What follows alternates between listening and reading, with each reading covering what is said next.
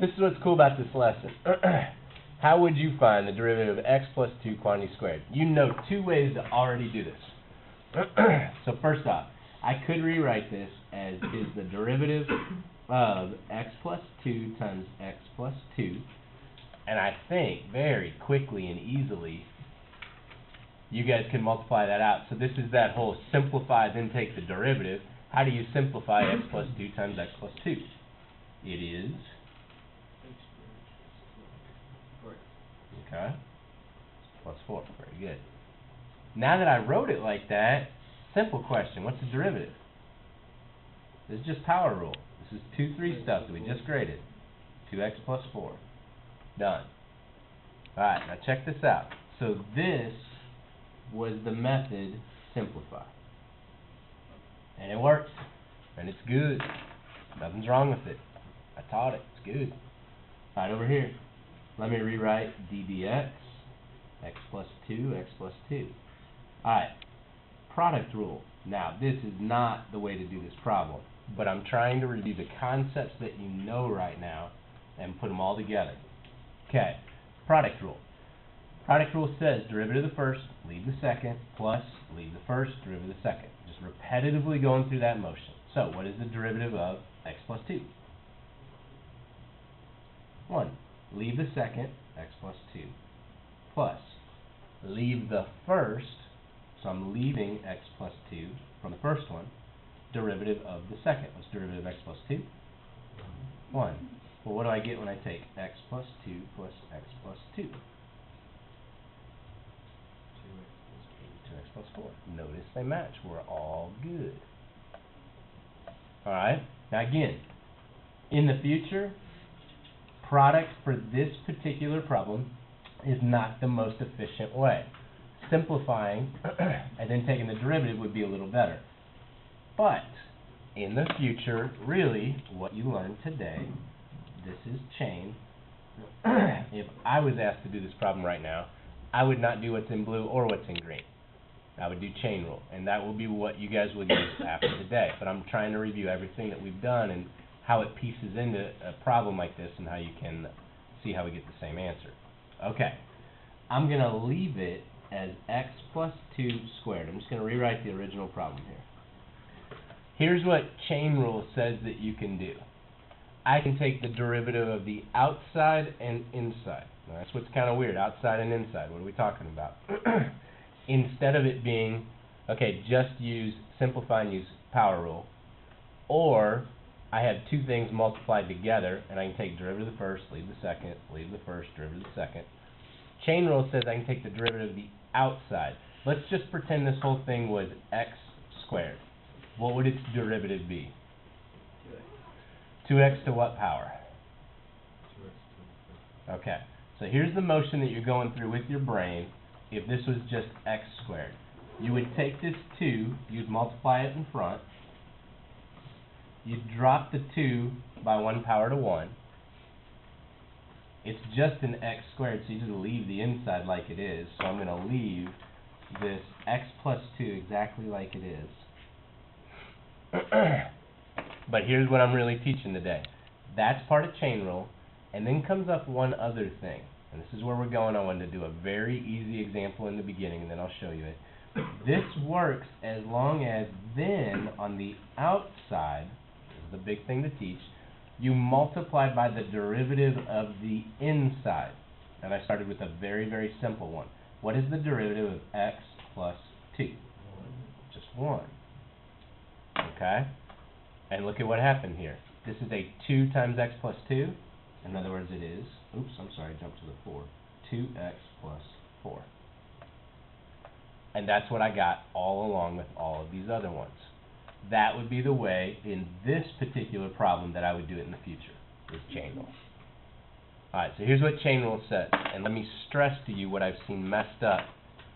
That I taught this for the first time first semester. I didn't know the mistakes they're going to make, and let me really stress those so you don't make the same mistakes. Alright, so the derivative of a function outside and a function inside is, you take the derivative of the outside, f prime. You leave the inside exactly as is. You do not change g of x at all. It just sits there just like it is, and then you multiply on the outside by the derivative of the inside. Okay, now the huge mistake that kept coming up last semester that I just didn't know was going to happen is this guy right here. Leave the inside. So now that I've seen students make this mistake, let me really stress it. Again, you get in a repetitive motion exactly like product rule or quotient rule.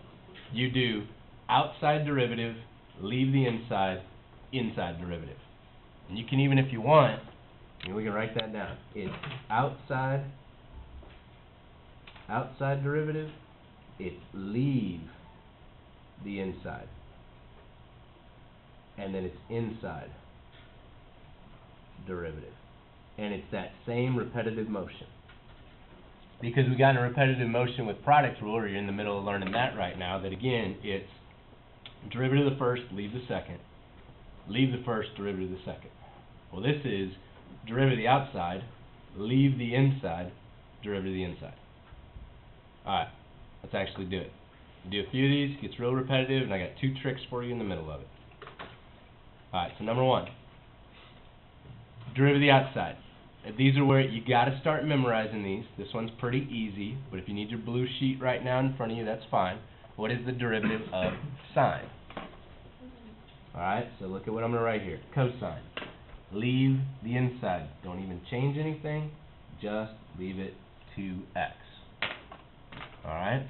Now, what is the derivative of that inside that I just left alone? 2 times 2. Done. That's it. Derivative of the outside, leave the inside, derivative of the inside.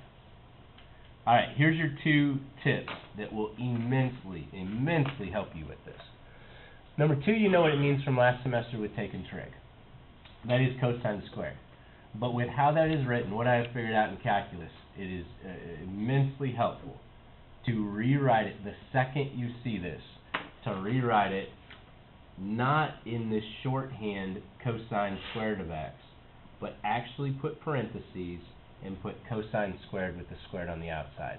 That helps so much visually to understand what's going on. This right here, and again, this is interesting for me to go back and see, this is one of the most missed concepts right here on the derivative mastery test. This problem that I'm doing right now. And here's the reason. Derivative of the outside. This, again, think of it exactly like this one I did up here. I do 2, I leave the inside and drop my 2 to a 1. You multiply and subtract the power. So this is 2, I'm going to leave the inside and take it now to the first. The cosine of x is still there on the inside. Alright, now I go back, what is the derivative of the inside? Times negative sine of x. Most missed by far on the derivative mastery test. I had a ton of people tell me my answer is 2 times negative sine, and that was their answer. There was no cosine in their actual answer. Again, if you rewrite it like this, I think the chain rule becomes very simple. But again, students weren't rewriting it at times, and I told them to do that. It's just actually doing it. If you rewrite it like this, derivative of the outside, leave the inside, derivative of the inside. Repetitive motion through that stuff. Okay? Alright, so with that, look at number 5 directly below it. This is the other one that is missed a whole bunch, that if you rewrite it from the beginning, it becomes easy. If you don't rewrite it, this can be a hard problem. But if I rewrite this, and we've already been seeing this, 5x to the third minus 7, and instead of the square root of it, what power is that to? Good. 1/2. Now I get that motion. Multiply, subtract, leave the inside, derivative of the inside. Alright, so you do 3, 4, and 5. Try all those on your own. Get that motion down. Derivative of the outside, leave the inside, derivative of the inside. It seems like you guys are doing pretty good with 3 and 5, but there's a little trick on 4. So let's do it. Let's see 3 and 5 real quick. So derivative of the outside, 7, leave the inside, 6. Alright, so inside's just hanging out. Didn't do anything to it. Now I take the derivative of the inside. And again, Derivative mastery test stuff, I'm telling you, AP test, they're going to give you something like this, ask for the derivative of it, and one of their answers will just be this. And you've got to remember chain rule to go ahead and multiply by that 6x. That's all over the AP test, okay? Guarantee you will see it on there repetitively, all right? All right, let's do 5, because again, I think it's the other kind of straightforward one. Do the 1/2, leave the inside, subtract 1, so it's to the negative 1/2. So I left my inside, and now I take the derivative of the inside. Derivative of 5x to the third minus 7, 15x squared. Alright, so the one that's throwing you for a loop, and this helps me explain a few things on your blue sheet, is number 4. Alright, so look at rule number 5 on your blue sheet. Rule number 5 says the derivative of e to the u is e to the u. So in other words, whatever's up there in the top, if this is e to the negative pi x squared plus 18, well then this is negative pi x squared 18, whatever I just said. Okay, it's the same thing. So my derivative of e to the 2x is e, and I don't change anything, to the 2x. But this is why your paper has all of these u primes written. If you look at 4, 5, and 6, and all the other ones, it has u prime, u prime, u prime. That takes into consideration chain rule. It says, well, alright, the derivative of e to the u is e to the u. But if you have anything up there besides an x, and that's why they wrote it in u, if you have anything up there, you have to take the derivative of that times it. Okay?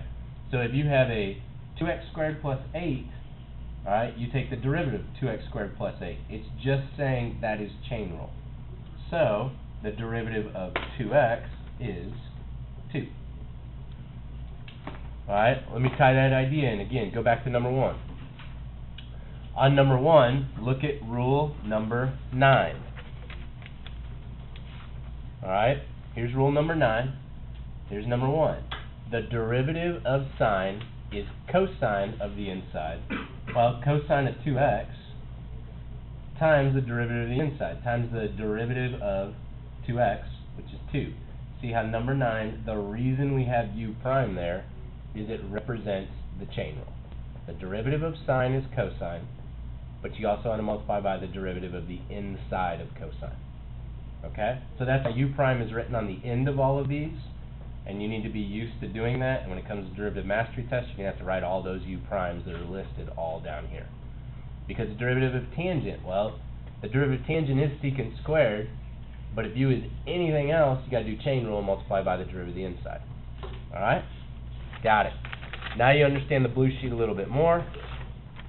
Now we got chain rule down.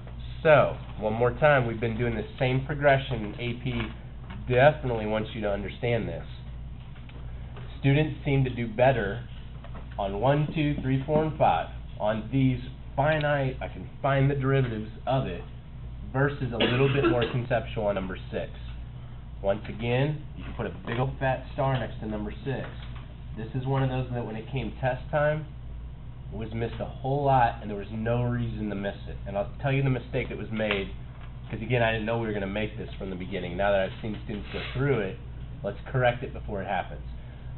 Alright, every single time that you're asked to find the derivative at a specific spot, I will always, without exception, write what h prime of x is. I would advise you do the exact same thing.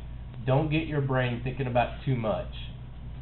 Just think about one thing. If you want me to find h prime of 3, tell me what h prime of x is first, then go find h prime of 3. Man, be in that habit. It will make it a lot easier. So, here's your new rule. Chain rule says, I take the derivative of the outside, that's f prime. I leave the entire inside, that's g of x. And then I multiply it by the derivative of the inside, g prime. Find that first. Now, go plug in the 3. H prime of 3, I'm just replacing all my x's with 3's, but there's a huge thing to notice here. G of 3, G prime of 3. Alright, so once again, I did not know this was going to happen. The mistake that happened a ton on quizzes and tests, and I saw it on the quiz and pointed it out, but people still made this mistake on the test, is they found f prime of 3 times g of 3 times g prime of 3. You see what's happening there? They wanted to do 3 of everything. F prime of 3, g of 3, g prime of 3. This is not f prime of 3. This is f prime of whatever g of 3 is. Back in Algebra 2, you did a bunch of composition of functions, and at some point you should have done it off a table, where this is just reviewing from here on out Algebra 2 skills. F prime of g of 3 is, you got to figure out what g of 3 is first before you look at f prime. There's no way to jump to your answer here. G of 3, here's 3, I go to my table, g of 3 is 2. So I replace this with 2, and now I can figure out what f prime of 2 is, not f prime of 3. See the difference there? Got to really understand that. F prime of 2 is 5. Now I was so focused on that, don't forget that all along you did have g prime of 3 there. G prime of 3 is a 14, so the 14 is still sitting there. 5 times 14 is 5070. Alright, but again, what I circled in red there, huge mistake on the test, okay? You cannot jump to, that is not f prime of 3, g of 3, g prime of 3. You got to find that first. Once you found that, then you can do f prime of 2. Okay, alright, you do 7. I don't think it should be bad. I just flipped the order of G and F to make sure that you could still go through the motions when they're in different spots. So let's see real quick. H prime would be G prime, leave the inside, F prime. Replace all my x's with 3's, H prime of 3, G prime of F of 3, F prime of 3. Again, no shortcuts. You got to figure out what F of 3 is before you can do G prime of that. F of 3 is a 2, and F prime of 3 is an 11. G prime of 2 is a negative 3, so negative 33. That is just one of those very, very common AP questions right there. Because again, you're going to see it both ways. You're going to see a big chunk of your AP test written like this, that you can actually figure out a function in there. And you're going to see a whole big chunk of it written in more conceptual here. Do you understand the rules to follow, even though you have no clue what the original function was? Okay? All right. That's the lesson. Flip it over to the back. Mention 2 things here. So first off, these are the derivatives you will have to have memorized for the mastery test. Okay? Again, we've got about 2.5, 3 weeks before we got to have that done. You're going to have plenty of time to do it. I will tell you one more time. Number 8, number 6. Those you need to look at, maybe number 4. We don't use 4, 8, and 6 that much, but they will pop up, and you do have to have them memorized. Now, the other ones I think you will memorize just merely by doing the homework. You'll probably have the other ones pretty much down. But 4, 6, and 8 pop up every once in a while. You do need to consciously memorize those, okay? All right, number 9 is not anything different to teach you, so let's just do number 9 really quick together. The reason I gave you number 9 is to make you use rule number 6. It is not rule number 2. The reason it's not rule number 2 is when you have x to a power. Alright? This is, rule number 6 is a number to a power with x in the power. It's an exponential function versus x to a power, a polynomial function. So in number 9, you got to follow rule number 6. So I want to do this one with you real quick. So the derivative, f prime, would be natural log of b. b is just that base, 5. Then I write, see how this does become pretty easy though. I rewrite the exact same thing.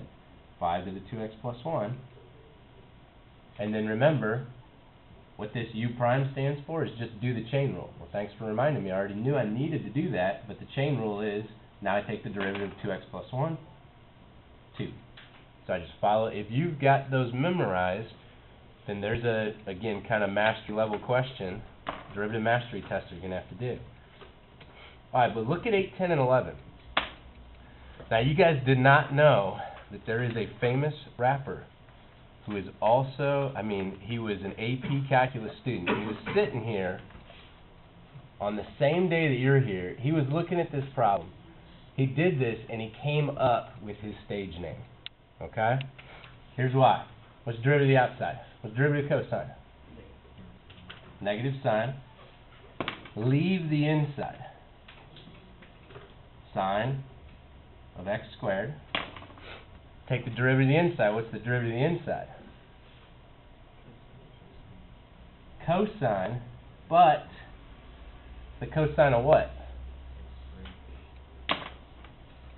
What's the derivative of x squared? This, my friends, meet 2 chains coming out to party. Because you got to do the chain rule twice. My man 2 Chainz is just hanging out there. And he's like, yo, I got my name. You can look it up. 2 Chainz. That's where he got it. AP Calculus. I am totally lying to you. Totally lying to you. But maybe. Probably not. I've heard some of his stuff. I don't think he made it to AP Calculus. That's just me. Maybe I'm just cutting the dude short. And he's very intellectual. His lyrics don't exactly. Okay, anyway. All right. So here we go. 2 Chainz. All right. You got double chain rule. Technically, it's called double chain rule. You're just doing the chain rule twice because you had to take the derivative of the inside. But when you took the derivative of the inside, there was another inside, so you had to do it again. All right? So you have to continue that chain. Okay? Now, why do I not have to multiply this by 2? Any idea there? And, like, continue it all the way out. The 2x was not inside anything. Okay? The x squared was inside of a cosine. All right? So see what I'm saying? Sine was inside cosine, so I had to take the derivative of that. X squared was inside cosine, so I had to take the derivative of that. 2x wasn't inside anything else that I had to take another derivative. That's where it stopped. Okay? All right, so try that, 10 and 11, and we are good to go. 2 Chainz. All right. I got about 2 minutes. Check it real quick. So I've got derivative of the outside is 5. Now I'm going to take it to the 4th. I leave the entire inside. Log base 3 of x squared.